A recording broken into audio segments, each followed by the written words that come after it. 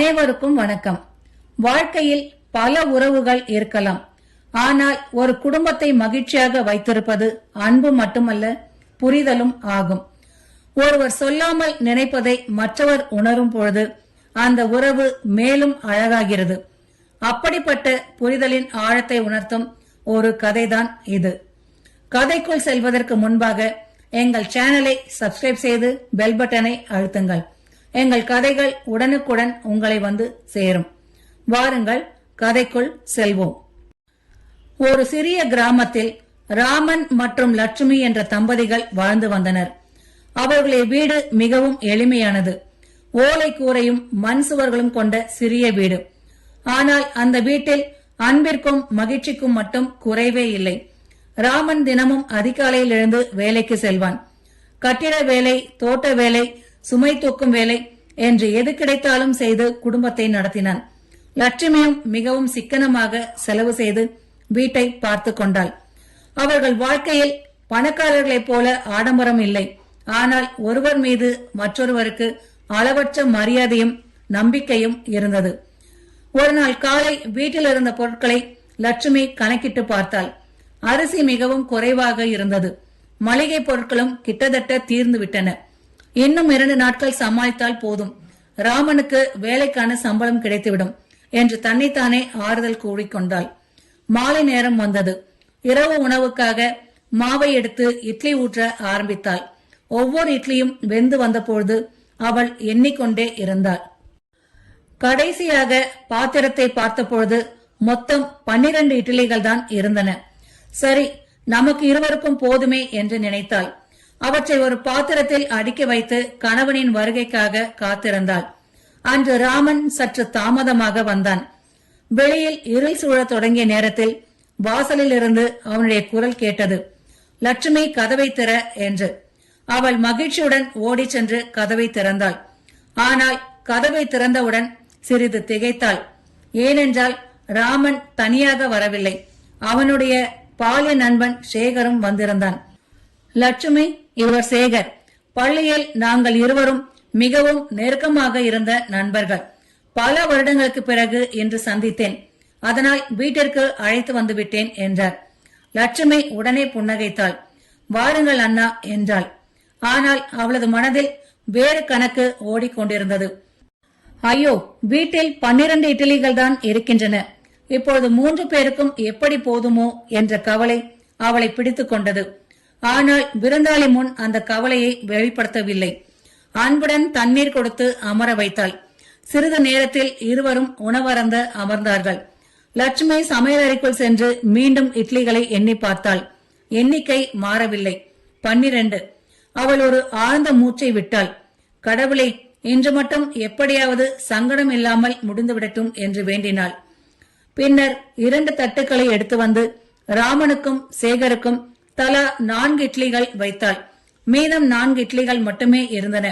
அந்த 4 இட்லிகளை பார்த்து கொண்டே அவள் மனதில் பல எண்ணங்கள் ஓடின. இவர்கள் இன்னும் கேட்டால் என்ன செய்வது? நான் சாப்பிடாமல் இருந்தால் பரவாயில்லை, ஆனால் விருந்தாளி பசியோடு போகக்கூடாது. இவ்வாறு நினைத்தபடி அமைதியாக நின்றாள். இருவரும் சாப்பிட ஆரம்பித்தார்கள். பள்ளி நாட்களில் நடந்த குறும்புகள், ஆசிரியர்கள் கொடுத்த தண்டனைகள், விளையாட்டு போட்டிகள் என பழைய நினைவுகள் பேசப்பட்டன. சிரிப்பும் மகிழ்ச்சியும் வீட்டை நிரப்பின. அந்த சிரிப்பை பார்த்து லட்சுமிக்கும் மகிழ்ச்சி. ஆனால் அவளது கவனம் முழுவதும் பாத்திரத்தில் இருந்த 4 இட்லிகளில்தான். சிறிது நேரத்தில் ராமன் தனது 4 இட்லிகளையும் சாப்பிட்டு முடித்து விட்டான். அதை பார்த்தவுடன் லட்சுமியின் பதற்றம் அதிகரித்தது. அவள் உடனே 2 இட்லிகளை எடுத்தாள். ராமனின் தட்டில் வைப்பதற்காக வந்தாள். அப்போது ராமன் திடீரென்று சொன்னான், லட்சுமி, எனக்கு போதும் என்றாள். அவள் அதிர்ச்சி அடைந்தாள். ஏன், இன்னும் சாப்பிடலாமே என்றாள். வேண்டாம், 4 இட்லிக்கு மேல் சாப்பிட்டால் எனக்கு சோர்வாக இருக்கும் என்றான் சிரித்தபடி. லட்சுமிக்கு ஆச்சரியம். ஏனென்றால் ராமன் சாதாரணமாக 6 அல்லது 7 இட்லிகள் சாப்பிடுவான். இன்று ஏன் இப்படி சொல்கிறான் என்று அவள் யோசித்தாள். அப்போது சேகர் மெதுவாக அவளை நோக்கி பார்த்தான். அண்ணா, உங்களுக்கு இன்னும் 2 இட்லி கொண்டு வரட்டுமா என்று கேட்டாள். சேகர் புன்னகைத்தான். வேண்டாம் அம்மா என்றாள். நிச்சயமாகவா என்றாள். ஆமாம், நான் வழக்கமாக 3 இட்லி தான் சாப்பிடுவேன். இன்று உன் சமையல் மிகவும் ருசியாக இருந்ததால் 4 இட்லி சாப்பிட்டு விட்டேன் என்று கூறினான். அதை கேட்டவுடன் லட்சுமிக்கு இன்னும் ஆச்சரியம். சில நிமிடங்களுக்கு முன்பு அவன் இன்னும் சாப்பிட விரும்புவது போல் தெரிந்திருந்தான். ஆனால் இப்பொழுது வேண்டாம் என்று கூறிவிட்டான். உணவு முடிந்தது. இருவரும் எழுந்து கை கழுவ சென்றார்கள். அப்பொழுது ராமன் மெதுவாக லட்சுமியிடம் சொன்னான், மீதமுள்ள இட்லிகளை நீ சாப்பிடு என்று. லட்சுமி அவனை ஆச்சரியமாக பார்த்தாள். உங்களுக்கு வேண்டாமா என்று கேட்டாள். வேண்டாம் என்றான். உண்மையாகவா என்றாள். ஆமாம், நீ இன்னும் சாப்பிடவே இல்லை என்று கூறினான்.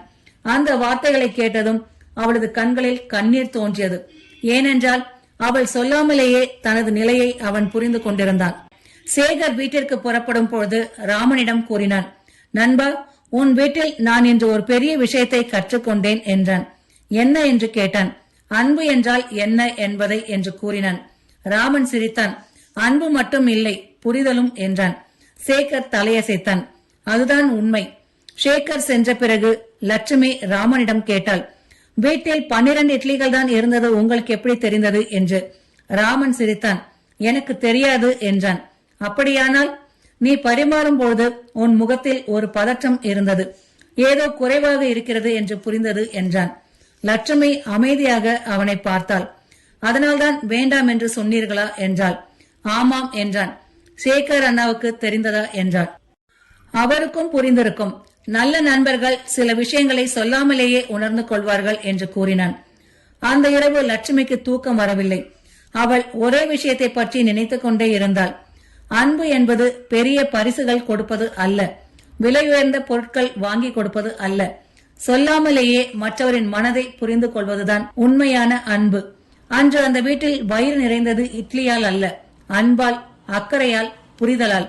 ஒரு குடும்பத்தில் புரிதல் இருந்தால் வறுமை கூட சுமையாக தெரியாது. புரிதல் இருந்தால் பிரச்சனைகள் கூட சிறியதாக தோன்றும். புரிதல் இருந்தால் உறவுகள் நீண்ட காலம் நிலைத்து நிற்கும். அதனால்தான் திருமண வாழ்க்கையின் வெற்றி அழகிலோ, பணத்திலோ, வசதியிலோ இல்லை, ஒருவரை ஒருவர் புரிந்து கொள்வதில்தான் இருக்கிறது. இந்த கதை உங்களுக்கு பிடித்திருந்தால் லைக் செய்து நண்பர்களுடன் ஷேர் செய்யுங்கள். மீண்டும் இது போன்ற சுவாரஸ்யமான கதையோடு உங்களை சந்திக்கின்றேன். நன்றி.